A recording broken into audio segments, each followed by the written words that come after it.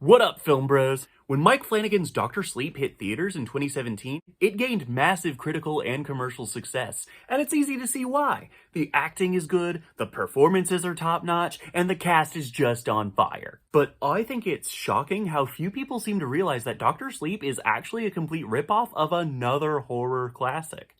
That being the 1980 film The Shining.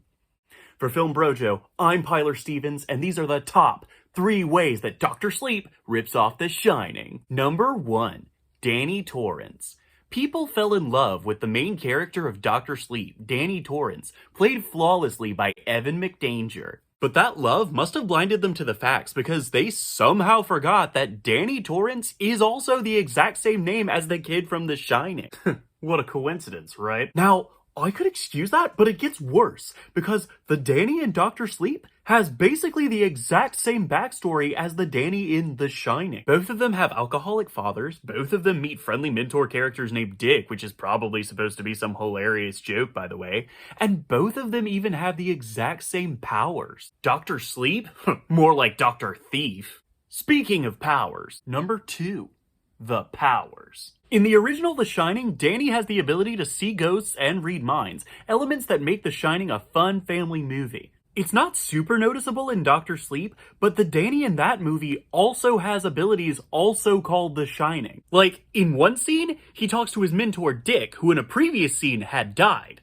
This might not seem like a big deal, but in the world of Dr. Sleep, when people die, they are dead. Therefore, Erwin McDaniel couldn't be talking to him unless he could talk to ghosts like I said earlier. They're basically the same movie at this point. Number 3. The Hotel.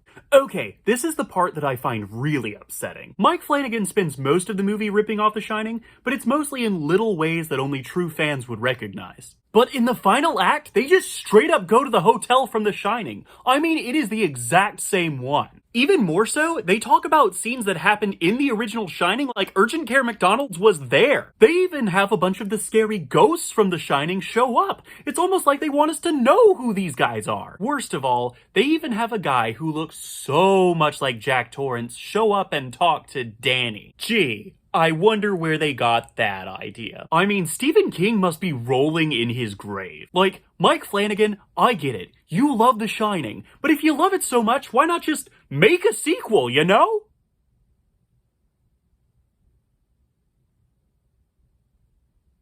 Anyways, be sure to like and subscribe for more Filmbrojo content. In my next video, we will be talking about how Monsters, Inc. is a metaphor for the Kennedy assassination. Later, boys!